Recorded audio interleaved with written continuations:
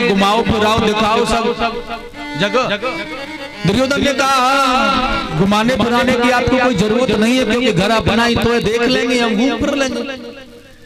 अब ये अकेला अकेला घूमता रहता है, लेकिन ये चक्कर में पड़ जाता है। कहीं दरवाजा से ऐसे दिखाई तो दे रहा होता, लेकिन वहां होता नहीं है। लेकिन जहां दिखाई नहीं होता वहां होकर के सेवक निकल जाते हैं। कहीं अग्नि जलती हुई नजर आ रही है, अंगारे जलते हुए नजर आ रहे हैं, लेकिन दिखाई देते वहां तो होते नहीं, जहां नहीं होते वहां दिखाई देते। बड़ी समस्या है बेचारा। कभी तो दरवाजे में सर टकरा जाता है, कभी भयभीत होता रहता है, कभी देखता है यहाँ होकर के ये अग्नि जल रही है, ऐसा न हो कि इसमें मैं जल जाऊं। लेकिन इसी कारण से इन दिव्य सभाओं को देखते देखते भ्रमण कर रहा था। निकल करके जा रहा था, पानी का बहाव था। सेवकों ने दुर्योधन से कहा महाराज आप आगे न जाएं, पानी का बहाव है। लेकिन उसने देखा पानी तो है ही नहीं, इसलिए निकल पड़ा, और जैसे निकला वो पानी मतलब जल में गिर पड़ा है। द्रौपदी जी ने देखा है जल में पड़े हुए इस दुर्योधन को। महाराज नारी जाति का स्वभाव यह कहे बगैर नहीं मानती, मौका पाते ही कह देती, इसलिए कह दिया है। वाह, अंधों के अंधे ही होते हैं, पिता अंधा है पुत्र भी अंधा है। इसे दिख नहीं रहा है, बताओ। सेवक मना कर रहे हैं फिर भी नहीं मान रहा है, और फिर भी पानी में गिर रहा है जाकर के। ऐसे ही बाप अंधा है, ऐसे ही पुत्र अंधा है, और अंधों की अंधी संतान होती है। दुर्योधन ने जब यह शब्द सुने अपने कानों से तो भड़क गया है। आज इस नगर से जब लौट करके अपने महलों में आया है तो अपने मामा शकुनी से आज नई योजना तैयार कर रहा है। मामा श्री, ये पांडव तो हमारे शत्रु हैं ही, हाँ, लेकिन अब ये नया शत्रु बन गया है हमारा। कौन है ये नया शत्रु? यह है द्रौपदी। पांडवों के साथ जो करना है वो करेंगे, लेकिन इस द्रौपदी से बदला लेना है मुझे। ईर्ष्या की जलन है ये, बहुत बड़ी ईर्ष्या करने लगा, बहुत बड़ा जलने लगा ऐसे देख। सम्राज्ञी बनी द्रौपदी। महाराज युधिष्ठिर सम्राट हैं और वो पत्नी है उनकी, इसलिए सम्राज्ञी है वो। कितने दास दासियां उनकी सेवा में हर समय लगे रहते हैं। ऐसे सम्राट की पत्नी द्रौपदी है। लेकिन दुर्योधन कह रहा है कुछ योजना बनाओ, और ये मामा शकुनी ये योजनाएं बनाने में बड़े निपुण हैं, बहुत ज्यादा निपुण हैं, और तैयार कर दिया योजना बना करके। चुनो धर्मराज युधिष्ठिर जी को जुआ खेलने के लिए, चौसर का खेल खेलने के लिए बुलाया जाए, आमंत्रित कर दो।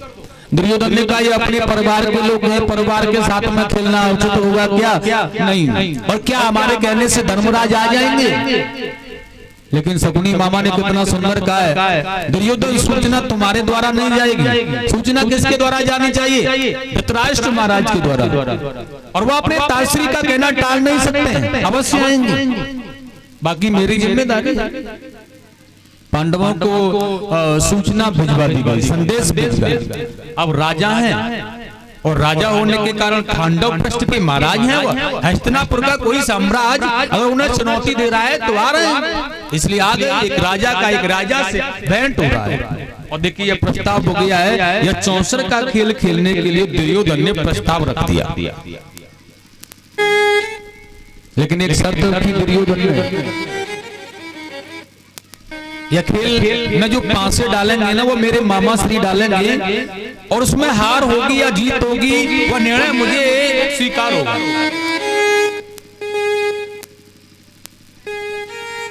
पांडवों की तरफ से धर्मराज युधिष्ठिर पांसे डालते हैं।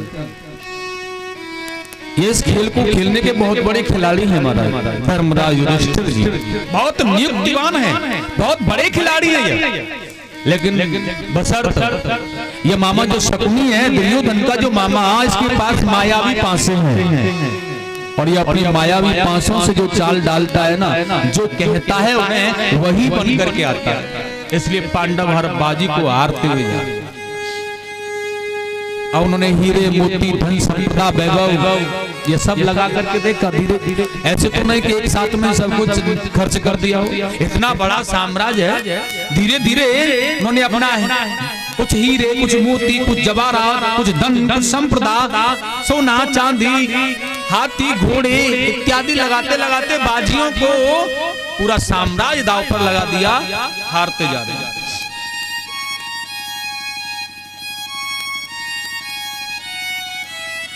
अब तुम्हारा बड़ा मन विचलित हो रहा है। और सम्राट है, अपने भाइयों को भी दांव पर लगा दिया, वह बाजी भी हार गए। अब बेचारे निराश होकर के, क्योंकि दास बन गए दुर्योधन के, जब बाजी हार गए तो और दास बने बैठे हैं तो अब उनके पास में खेलने के लिए कुछ है ही नहीं, इसलिए बिल्कुल शांत बैठ गए। मामा शकुनी ने एक बहुत बड़ी चाल चली यहाँ पर। शकुनी ने कहा है, धर्मराज कैसे शांत बैठे हो? अब मन नहीं है कि आगे विचार नहीं है कि आगे पासे डालने का? धर्मराज युधिष्ठिर जी ने कहा है, मामा श्री अब हमारे पास कुछ भी नहीं है। जो वैभव की संपदा थी अपने आप के सहित वह हमने लगा दी है यहाँ, और यह खेल खिलाड़ियों का है, इसलिए इसमें कुछ लगाने के लिए कुछ धन, कुछ संपदा होनी चाहिए। यह राजा लोगों का खेल है, कोई बच्चों का खेल नहीं है, इसलिए फांसी डालना अब मेरे बस की बात नहीं है। शकुनी ने घुमा करके बात की है, अगर एक बाजी और खेल दोगे ना तो हो सकता है कि भाग्य तुम्हारे साथ में हो, परमात्मा तुम्हारे साथ में हो और तुम उस बाजी को जीत जाओ ना। तो दुर्योधन ने कह दिया है, इस बाजी में अब की बार जो फांसे डाले जाएंगे, इस बाजी में उसका सारा धन साम्राज्य एक साथ लगा हुआ है, बस तुम्हारे फांसे डालने का इंतजार है, तुम बताओ। धर्मराज ने कहा, मेरे पास तो कुछ नहीं है। मामा शकुनी ने कहा, जो भी जीता हुआ है ना तुम्हारा, सब एक ही बार में लगाया है हमने, अगर तुम जीत गए ना तो सब वापस पुनः तुम्हारा हो जाएगा। लेकिन धर्मराज ने कहा, मेरे पास कुछ है ही नहीं, तो मैं लगाऊं क्या? इतनी बड़ी युक्ति खोली है उसने।